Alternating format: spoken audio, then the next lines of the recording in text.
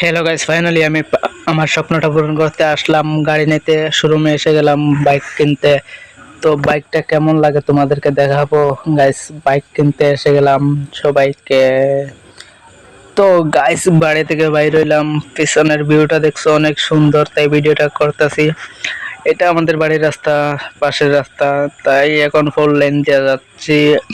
দেখতে রো ভিডিওটা, কোথায় যাচ্ছি না যাচ্ছি সবকিছু বলে দেবো। অনেক মজা লাগছে। আরেকজন আগে আগে আছে আমাদের সাথে, বাইক কিনতে যাচ্ছি তো দুইজন ড্রাইভার।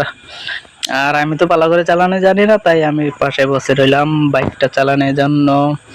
আরো মানুষ আছে আমার আগে গিয়েছে। তো যাচ্ছি, বাতাস কি রকম স্পিডে গাড়ি ছাড়ছে, আমার মানে ভয় ভয় লাগছে, এত স্পিডে গাড়ি ছাড়ছে। তা আমি আগে দিয়ে দেখছি কোনো গাড়ি আছে নাকি, তা লিল বাগানে দেখে চলে যাচ্ছি। যাবোটা কোথায় তাও বলে দিচ্ছি, ডবোকা চলে যাচ্ছি। আর শোরুমটা কোথায় তাও বলে দিচ্ছি, ডবোকা শোরুমে যাচ্ছি। দেখো গাড়ি অনেক মজার মজার, গাড়িটা দেখো আমার ভালো লাগছে। মানে কোনগুলো লোবো তাও এখনো ফাইনাল হয় নাই, এখনো গাড়ি দেখছে এইগুলো লোবো না কোনগুলো লোবো, মানে চিন্তা করতেছি। মানে এখনো গাড়ি হয় নাই, আমি কিনতে গেছিলাম MT-15, তো এখানে নাই, তো কোম্পানির নামটা দেখছো। এখন শোরুমের ভিতরে আসছি।